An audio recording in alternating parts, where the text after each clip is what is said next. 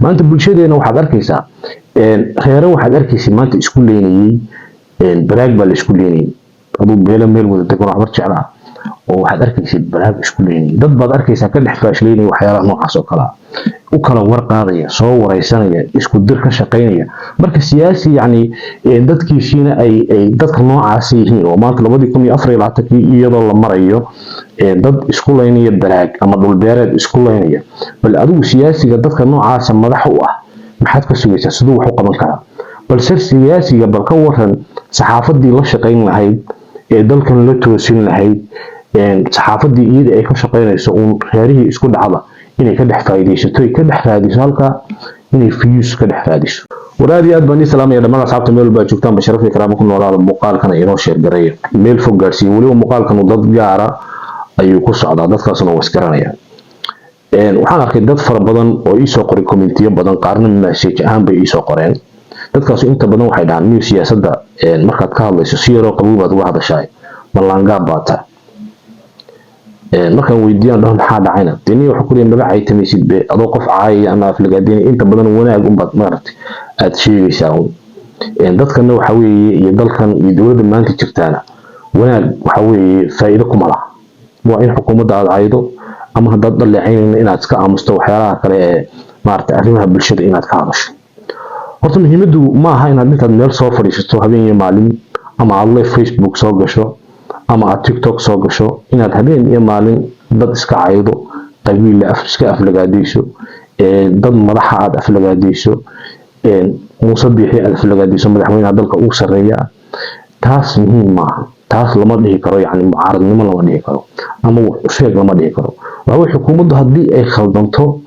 ama ay dalku ay cadaalad darro ka jirto kii bedeli lahaa waa adiga weey barahan bulshada aad ka caytamayso habeen iyo maalin 24 saac umada kale u fadhido oo aad reer kala caayayso adigoo reerkaaga difaacanaya taas faa'iido ma keenayso waxay kaliyato oo ay keenaysaa inay bulshadu sii ahaato bulsho jaahiliina dalkooda iyo dadkoodaba aan waxba tari karin qodobka dalka ka gudbo xukuumadda maanta jirta horta ay waxba kuma laha qofka siyaasiga horta ay waxba kuma laha siyaasigu wuxuu ku leeyahay inaad wax u sheegto dhaliishiisa aad u sheegto oo aad tiraahdo waxa iyo waxaas bal maanta Muuse Biixi dalka aad kaga khaldan tahay weli miyaad aragteen qof baraha bulshada ka hadla oo dadka habeen iyo maalin leefafka soo galay qayliya intay soo qodobeeyaan waxay ka hadlayaan dhahaan war dadku iyo dalku waxaan u baahan yahay Muuse maad qaban weli dadku la xisaabtamayna aragteen dadkina baraha bulshada jooga weli miyaad aragteen qof yani deeshadii qof mas'uul oo kale intuu soo fadhiistay wax soo bartay aqoon ka muuqato dhaha xukuumaddu waxaasi ku qaldantahay oo saasi ku qaldantahay oo wixii balan qaaday maysan qaban oo balan hebel maysan qaban oo Muuse markuu oolaa ku jiray waxaasoo balan qaaday dalka Muusan qaban weli ma aragteen boqolkiiba boqol waxa weeyaan boqolkiiba 99 dadka noocaas ma arkaysi waxaad kaliya to arkaysaa dad caytamaya dad Muuse reerkiisa caayaya dad magalaysa ummado kale iyo madax kale iyo hadii mucaarad noqon lahayd iyo hadii noqon lahayd maxaafidba iska aflagaadeen marka dadka noocaas waxaan leeyahay war dadku cayda maanta waxba kuma laha dadku ama qofka siyaasiga wuxuu ku leeyahay inaad wixii uu balan qaaday shalay toore ama kursigan uu ku soo fuulay iyadoo qodobaysan xasuusin inaad xasuusiso qofka siyaasigana haddaan maanta wanaaga uu qabtay lagu baritaarin oo aan la sheegin xumaanta uu magaranaysa ay sameeyay aan la sheegin oo dhihin waxa wada khaldan tahay waxa weeye sidee qofka siyaasiga uu horsocod u sameyn karaa maanta bulshadeena waxaad arkaysaa reero waxaad arkaysaa maanta isku leynayay baraag baa la isku leynayay aduu beela meel wada tagoo waxbar jeclaa oo waxaad arkaysaa baraag isku leynayay dad baad arkaysaa ka dhex faashleynaya waxyaalaha noocaas oo kala u kala warqaadaya soo wareysanaya isku dir ka shaqeynaya marka siyaasi yani dadkiisina ay dadka noocaas yihiin oo maanta 2024 iyadoo la marayo dad isku leynaya baraag ama dhul beereed isku leynaya bal adigu siyaasiga dadka noocaas madax u ah maxaad ka sugaysaa sidoo wax u qaban karaa balse siyaasiga bal ka waran saxaafadii la shaqeyn lahayd dalkan la toosin lahayd saxaafadii iyada ay ka shaqeynayso reerihii isku dhacda inay ka dhex faa'iideysato ka dhex raadiso halka inay fiyus ka dhex raadiso bal siyaasigaas ilaahay baa ku dhaashay muxuu qabanaya maanta anigu waxaan aaminsanahay ka shaqsi ahaan muuse hadduu maanta meesha uu ka tago uu qof kaleba uu fadhiisto inay dadka noocaas oo kale ah ay sugayaan oo aanay dadku isbedelayn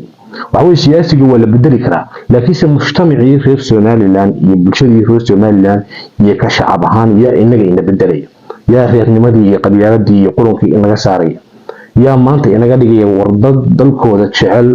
oo mataqaana inay wax u qabtaan jecel yaa inaga dhigaya qofku waxa weeye muwaadinka waxa loo baahan yahay hadduu maanta bac yar oo laamiga taalo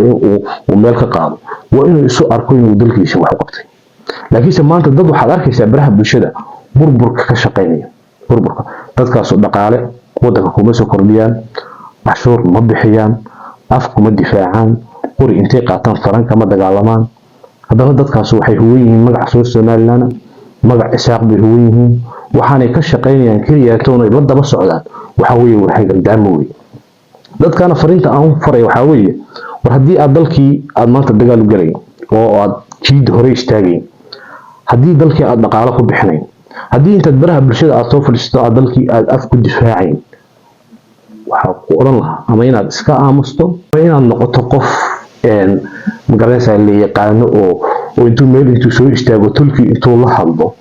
u sheega runta ama dowladdiisa iyo xukuumaddiisa runta u sheega dowladdu waxa weeye dadka xukuma waa dad inagoo kala ah waa dad baraarujin u baahan waa dad aad oran karto war colaadda aad hurinaysaan iyo dhibaatooyinka aad hurinaysaan inaga daaya faa'iido inaguma jirto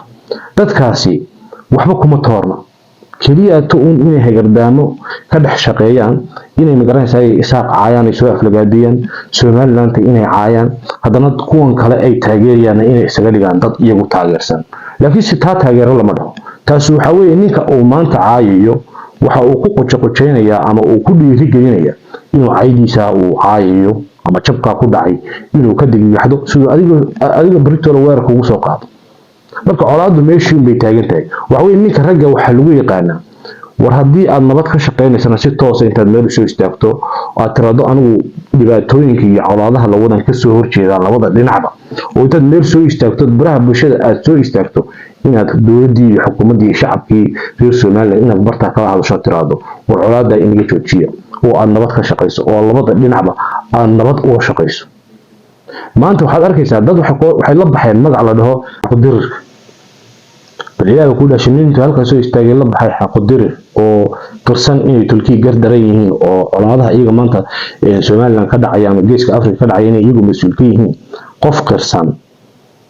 qofkaas de laba mid u baa u haboon inuu iska aamuso oo magaranaysa aan waxba ka hadlin iyo ma inuu sidii deemin raga intuu halkaas soo istaago uu magaranaysa halka ummadda ka baraarujiyo uu ka tashkiiliyo haddii xukuumad noqon lahayd iyo haddii shacab noqon lahaydba uu isagu nabadda uu ka shaqeeyo ummadda wax u sheego laakiinse maanta arki mayso dad noocaas ah dad waxaad arkaysaa tolkoodna cayb ku wada kuwii kalena iska dhigaya macnaha inay la jiraan dadka noocaas oo kale waa laba wajiile maanta markaan anigu tolkay caayayo macnaheedu waxa weeye tolkay inay caayada intay ka dhigaxdaan dagaalamaan ay weerar soo qaadaan kuwana ay isdifaac galaan macnaha inaan mar walba uu colaadii ka shaqeeyo noqonaysa dadkii dadka u arka inay dadkaas yihiin dad xaq u diraa wadad waxaan oran lahaa mangaada laakiin dadka noocaas oo kale waa dad laba wajiilayaal waa dad maanta ka shaqeynaya xumaanta Somaliland jabkooda ka shaqeynaya meelaha ay ku jabeen sheegaya waxyaalahaas oo dhan sheegaya qofku markuu uu wanaag wadana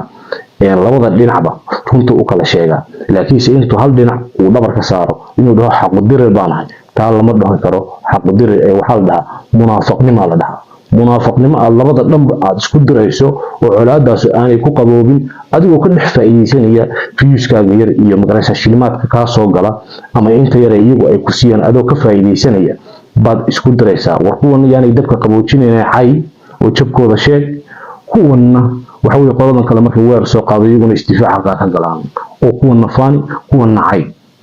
macnaha taa lama dhaho xaq dirade laba wajiilanimo la dhaha ummadda colaadda aad ku dhex wadaan kuwa xaral laha wadana ummadda colaadda ka daayay oo idad ilaahay waxa weeye ummaddiisa aad ka xishoon weydaan oo lafiina u xishoon weydaan allihii ida abuurtay uga baqa